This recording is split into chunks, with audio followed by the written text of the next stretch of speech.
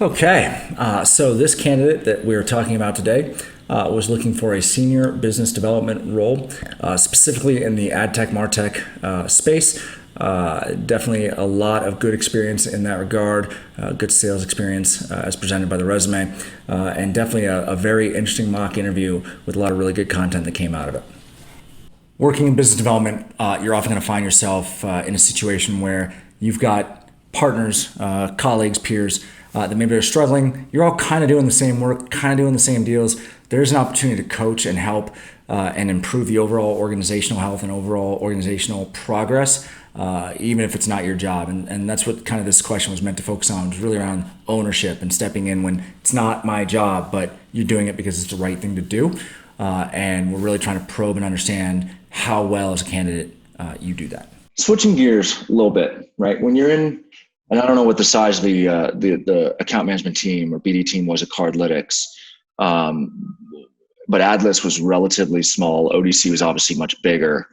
Sometimes we talked about you haven't managed a team, which is fine, but sometimes you're conscripted to have to step in for someone on your team, a peer, or maybe even someone subordinate on someone else's team because something's falling over with a partner or a client, right, in a deal or even an existing relationship. So have you ever had to step in for someone on your team? Kind of you got the tap on the shoulder, said, go fix this. If so, what was it? How'd you handle it? What was the aftermath? Yeah, I have. So when I was at AdThis, I was hired at AdThis as the second seller in the Southeast. So that is, say, Florida to DC and not very far west, maybe Mississippi River. They were not seeing good sales out of the mid-South Texas area and that kind of thing, so Dallas especially. So after I'd been there for about 2 years, I was tapped to help the person in Dallas. And that was, she understood that, she needed some help. We started working together just by, I had her explain to me her territory, what it looked like in terms of where she was having success, where she was having problems. We made a plan to attack those problems together and then look at where she was having success and what kind of additional success she could have there to get to her number. While we were in that process, she actually left the company. So I took that territory on as a second territory myself and worked that territory for about 2 years actually, and made substantial gains in what her revenue was there based on that territory plan that the two of us had put together, where she'd seen success, where she'd had problems, and attacking it accordingly. So 2 questions that come out of that. I'll ask the first one.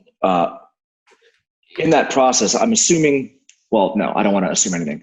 Generally, when someone gets tapped on the shoulder to come help a person and then that person leaves the company, they leave because they feel like, they're underperforming and maybe it's time for them to go.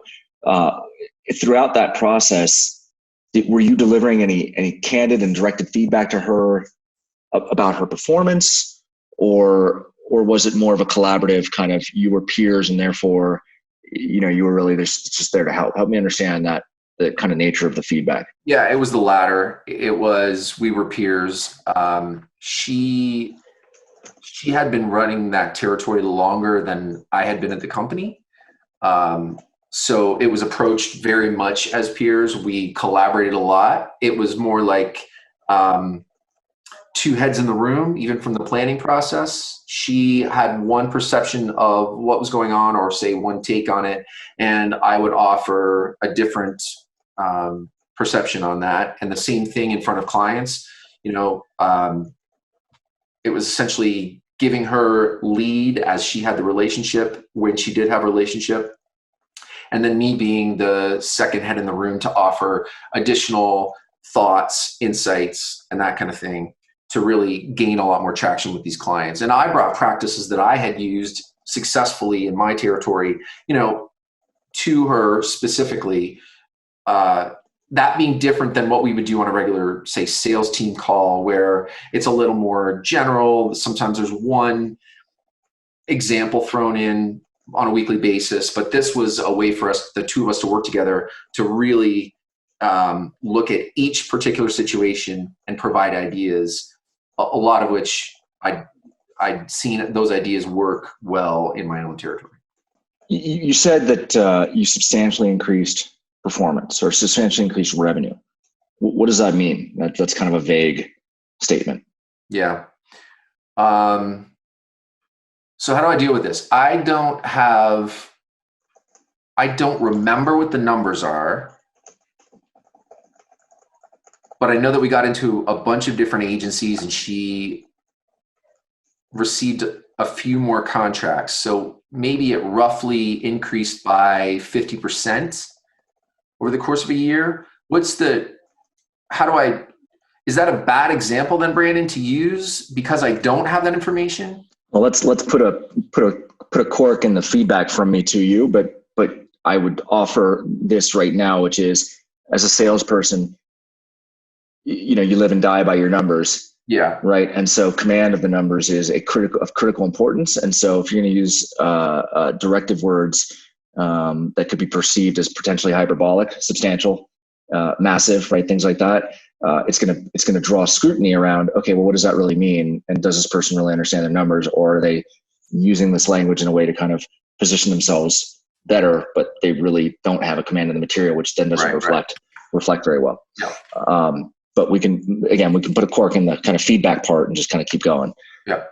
So what's interesting about the way the candidate answered this question is they sort of painted themselves into a corner unknowingly, because they had already given an answer where they had said, well, had this really complex deal, and it was a good answer around a complex deal, but they wanted the company when it was ultimately seen through to completion and executed in the marketplace. And so as a business development leader, business development manager, even as an IC, you're expected to know the details. You're expected to really get into it and be able to communicate numbers, outcomes, frameworks, metrics for success. And in this case, the candidate did a really good job of talking through a situation where they jumped in and helped a peer do better. But, and this was kind of the catch, they talked about substantial gains, but no specifics. Okay, that's fine, but again, with the but, they had been in the role post-departure of the peer for 2 years. 2 years is a long time to not be able to talk about specifics of gains. And so this is a case where the feedback that was given directly to the candidate was, if you're going to come into an interview, you have to be better prepared to answer questions, and specifically questions where you're asked the follow-ons, looking for those details. You got to have those details ready, and you can't speak in hand-wavy terms all the time. It's okay to try and get a pass here or there where you've got a specific reason as to why. Specifically around that in this specific case, the candidate left the company before a complex deal was seen to fruition. That's fine. You don't want to have too many of those in your interview, though, because it ends up opening yourself up to critique on the part of the interviewer, saying, well, maybe this guy doesn't deliver on his commitments, or maybe this individual, maybe she doesn't get the job done, or maybe she's not being entirely truthful. And you never want to open up that door of subjectivity for the interviewer when you're interviewing for a job. It's just not a good outcome for you, and it rarely works out well, right? Because they're going to err on the side of, this is my great company, and I don't want anyone working here except the best. And so why open up that Pandora's box if you don't have to? So this was definitely an opportunity where the candidate could have done better with better preparation. The answer itself started great. The candidate just painted himself into a corner, which was kind of easy to jump on. Okay, let's have a look at the candidate debrief for ownership. The example used of working with a peer demonstrates twice high degrees of ownership.